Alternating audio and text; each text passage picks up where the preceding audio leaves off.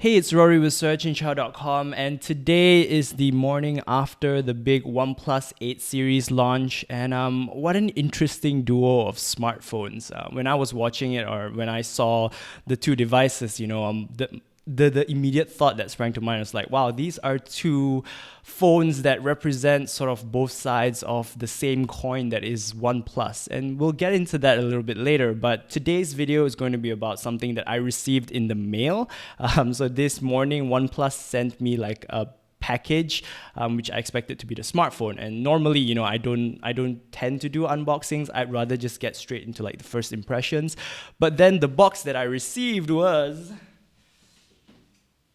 this box, which I don't know if you can tell, but it's not your normal box. So I guess like at this point it would be a bit of a disservice if I didn't unbox it. So yeah, here you go. Here is an unboxing. Roll the intro.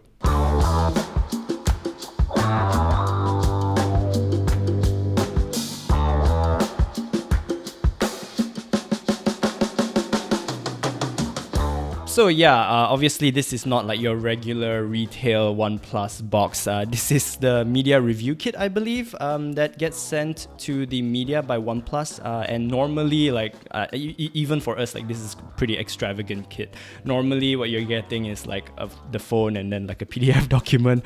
But this is something else. So let's just pop the lid and then we'll see what happens. So this slides out. There you go. I think like the whole effect that you get is like, I guess it represents the fast refresh rate screen, but you can see like the top layer has like these lines across. So here the lid sort of pops open to reveal the first thing is there's this book that's red. It's OnePlus red. It's a book. So if you flip the pages, you can see like a bunch of highlighted specs, some of the cool features that you get to see for this smartphone. So this is basically like the reviewer's guide that most of us get when we receive these devices. And then inside you'll also find the smartphone. This is the smartphone's box, which is a lot more like this is what you probably expect from a retail OnePlus device box. You're getting like the classic red box, right? And then over here you've also got two cases. So we've got the OnePlus 8. So the phone is the OnePlus 8 Pro, but then they gave me OnePlus 8 cases. I think there is a mix-up. I have another two cases over here. These are the OnePlus 8 Pro cases. It's the same colors, so you're getting the cyan sandstone bumper case as well as the carbon bumper case, which looks pretty good. Anyway, let's just take a look at the smartphone now. So if we were to pop this lid, there you go, really nice. And you're immediately greeted with the smartphone. So this is the OnePlus 8 Pro in a black colorway that is called Onyx Black. As you can see, it's a reflective, sort of shiny back. It's a shiny back design. And we'll put the phone aside for now. Let's see what else is in the box. So you get this little bit here. What's that? Oh, you've got your quick start guide, safety information. You've got this invitation letter. I don't know what this is. I don't think you'll get it, but I don't know. And then SIM eject tool. Stickers. There are stickers. Inside you'll also get a case, a special OnePlus sort of jelly case. The cool thing about it is they sort of took it to the next level with like a little bit of Never Settle branding. So we've got Never Settle over here, which I guess is pretty cool. On top of that, you've also got this, which is the charging cable, the warp charge cable in classic OnePlus white and red colors. Really nice. So this is the warp charge power brick. As you can see down here, it says 30 watts, which is, expected. This is the warp charge 30T, I believe.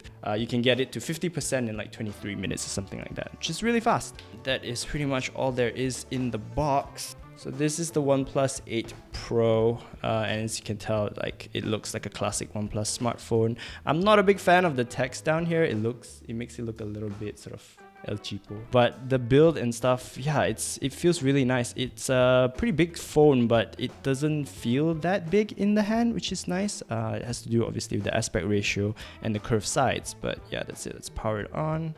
And yeah, there you have it. There is the smartphone. Now, I could just go on and talk about the OnePlus 8 Pro, but I think what would be more interesting is if we were to take a look at this smartphone compared to its little sibling, the OnePlus 8. And luckily, I have one such OnePlus 8 right here. So if we were to pop the lid, and there you go, you have the smartphone in its little sort of case. Oh, and if you pop this out, you've got like the case, but this one is for the OnePlus 8 instead. And then you've got the cable, and you've got the power brick. Yeah, same warp charge 30-watt power brick. And this is the OnePlus 8, the regular small version.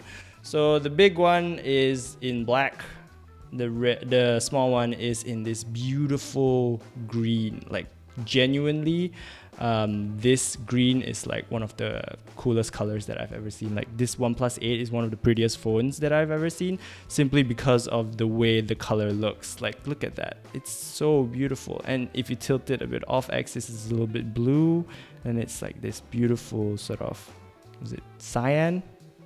Teal?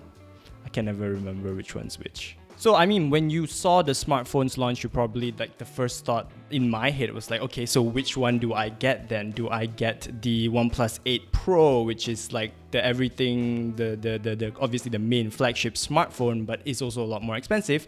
Or do I get the more affordable, and honestly I prefer the size of this one, of the OnePlus 8?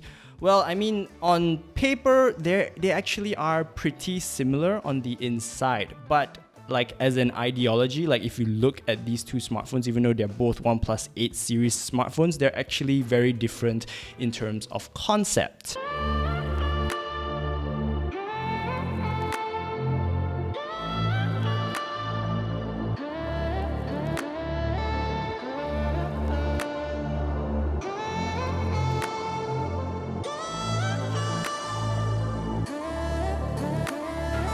We'll start with the similarities first, okay? So both of these are what I consider internally like high-end flagship smartphones. So you've got the best specs, okay? You've got a Snapdragon 865 processor, which is the most powerful processor that Qualcomm makes.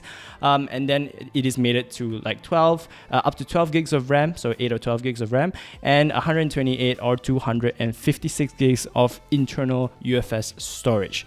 Really fast, really cool. On top of that, both of these devices, you know, they look pretty similar, except that one is slightly smaller, obviously, and the other one is slightly bigger. But genuinely, like, the holding it in the hand, you won't really feel that big of a difference because they're about the same width, they're about the same thickness, just one is slightly taller. So that's where like the main difference is. Besides that, you know, both smartphones also support dual SIM connectivity. They are both 5G enabled devices, but they also don't support expandable storage, which is a little bit of a bummer. Though they both also lack the 3.5mm headphone jack, but they both have nice stereo speakers that are tuned by Dolby Atmos, which sound actually pretty great. So let me just quickly play you like a bit of a demo then. You know, for the longest time, it has always given you pretty much more of everything compared to every other smartphone in its price bracket. And today I've got a brand new Redmi Note smartphone. This is the Redmi Note 9S, and I mean, on paper, it's like a classic Redmi Note device. I mean, it's beloved by everyone because, you know, for the longest time, it has always given you pretty much more of everything compared to every other smartphone in its price bracket. And today, I've got a brand new Redmi Note smartphone. This is the Redmi Note 9S, and I mean, on paper, it's like a classic Redmi Note device. So yeah, the speakers they sound pretty good.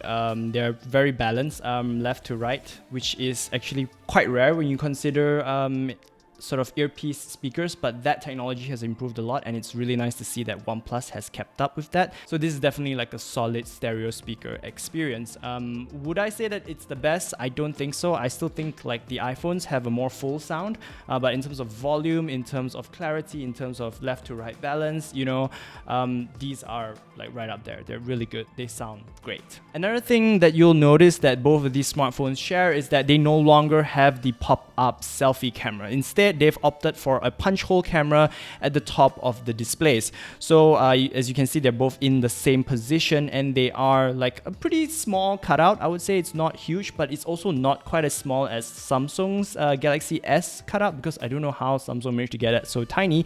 But anyway, these are both 16 megapixel cameras, and honestly I prefer this sort of layout. I did like the mechanical sort of pop-up camera, but that obviously came with a lot of limitations, like they weren't able to, it's like almost impossible to put water resistance in a phone like that.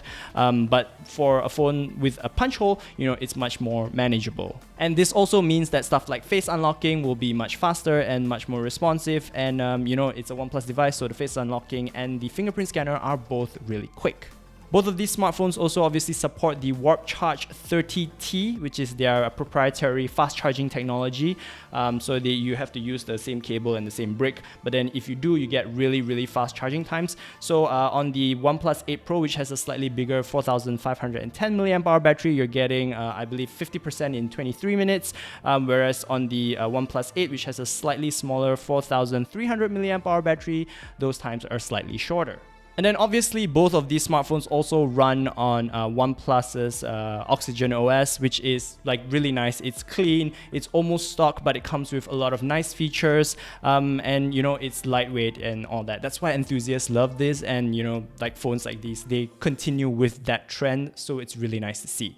And since we're on the topic of OnePlusy things, both smartphones also retain the company's alert slider, which has become like a bit of a signature for them, at least in the Android space. So you've got the alert slider, which can switch between all notifications, vibrate, as well as silent, which is always useful. Buttons are also very similar. They're both tactile and they have a nice bump to them. I don't like the fact that there are buttons on both sides. I definitely prefer having all my buttons on one side of the smartphone. That way, if I need to like put it down to watch like a video or something, it won't accidentally press any of the buttons. I do, however, appreciate the fact that they took the time to sort of straighten out the ports at the bottom of the smartphone, which is nice. This is sort of like a mark of like a more premium smartphone, because like they took the time to sort of make sure everything is straight and right in the middle, which is something that's always nice. But that's pretty much where the similarities between these two smartphones end, and then they start to diverge.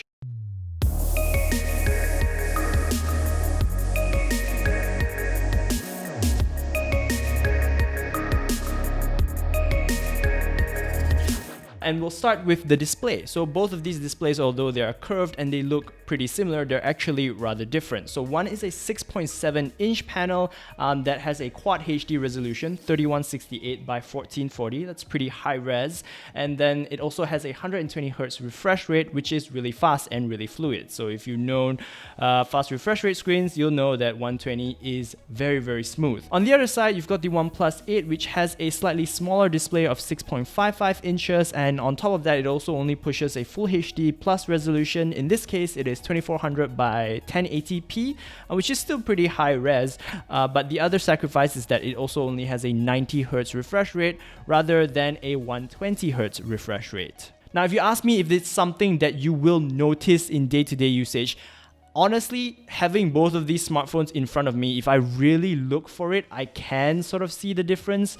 Like one is slightly smoother than the other, but the jump between 90 to 120 is definitely not as big as the jump between 60 to 90. So if you have a 90 Hz panel and you are using a 90 Hz panel, I don't think you will really miss the 120 Hz. Besides that, you've also got the fact that, OnePlus spent a lot more time on the display. So this screen, it looks better. It just looks noticeably better. If we were to just pull up the settings menu, right here, you can see like immediately, I don't know if the camera can pick this up, but on the OnePlus 8 Pro, it looks a lot more color accurate. The whites are a lot wider to my eyes anyway. And on top of that, they also have a technology called MEMC, which is designed to help videos and stuff play back a little bit better on the faster refresh rate screen. And you can immediately see the difference when you pull up the display settings, and you can see that over here, you have like the usual settings, but in the OnePlus 8 Pro, you've got an additional video enhancement engine,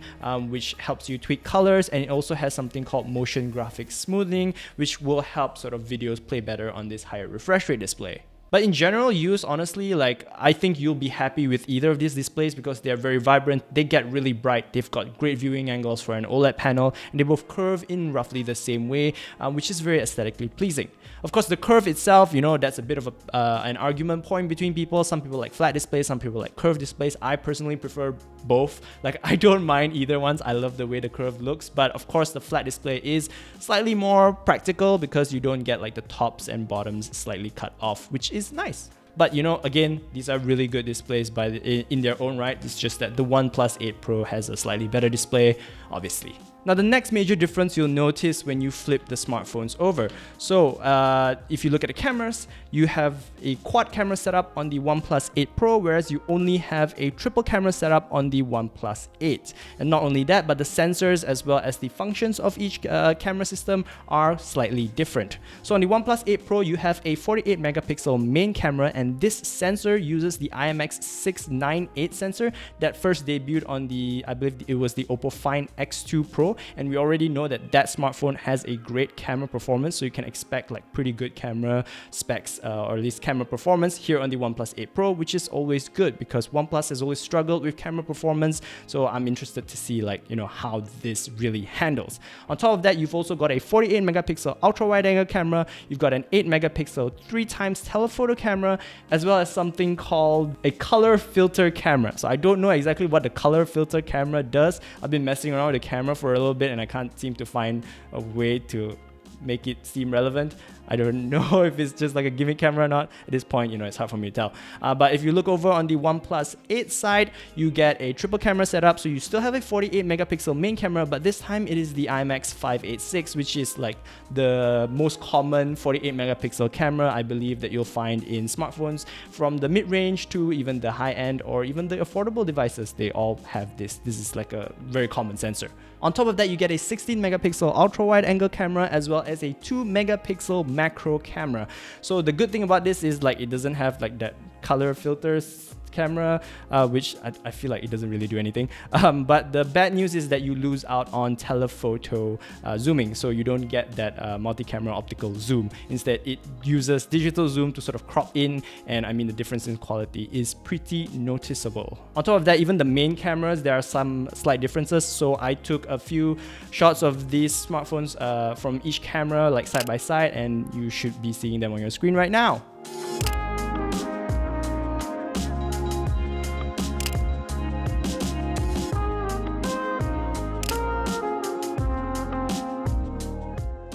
Moving on, you've got wireless charging. So on the OnePlus 8 Pro, you're getting the 30 watt Warp 30 wireless charging, which is 30 watts fast wireless charging. Apparently, you can get like 0 to 50% in like half an hour. So that's really impressive fast charging, but obviously, you know, it's proprietary and all that. But it will still work with normal Qi standards. It's just a little bit slower. So on the OnePlus 8, however, you don't get any form of wireless charging, which I think for a lot of people looking at flagship smartphones is a little bit of a bummer, because like how much will it really cost to add wireless charging to your smartphone? I feel like that cost shouldn't be that high.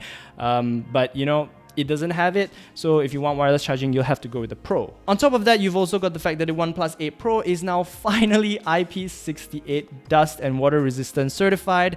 So if you remember the OnePlus 7 Pro, when they launched it, they were like, oh, we didn't want to spend money on IP certification, so what we did was we bought a bucket instead, and a bucket of water, and then they put the phone in a bucket of water. It was like, I don't even know what they were doing there, but they finally sorted that out. You have IP68 water and dust resistance rating officially on the OnePlus 8 Pro, which is just great. But you don't have any IP68 water and dust resistance rating on the OnePlus 8. I guess they spent that money on another bucket or something. I don't know. But that is the case. So if you want like a water resistant certified smartphone, you have to go for the OnePlus 8 Pro. And finally, we've got a few spec variations. So like I mentioned earlier, the OnePlus 8 has a slightly smaller battery. It is 4,300 milliamp hours, while the OnePlus 8 Pro has a slightly bigger battery, which is rated at 4,510 milliamp hours. But you know, they both support 30 watt wireless charging. And since like the OnePlus 8 is a small phone, it has a smaller screen, a low resolution screen, I think battery life should also be pretty similar, which is a good thing. Interestingly, however, these two smartphones, although they have the same 8 and 12 gigs of memory, they differ in the kind of memory that's included. So on the OnePlus 8 Pro, you have LPDDR5 memory, whereas on the OnePlus 8, you only have LPDDR4X, which is like the slightly older standard. But will you really notice that in day-to-day tasks? Like, will it be that much slower that it becomes a hindrance? At this point in time, having used both LPDDR5 and LPDDR4X smartphone RAMs on smartphones or smartphones with those RAM, like there's really not much of a difference. Like if they're running on a light, well-optimized software, you're gonna get a smooth experience either way. Maybe if you really like, I don't know, genuinely, like for me, I don't notice that difference. So maybe the biggest difference is just that on a spec sheet, you can show off that your phone has LPDDR5.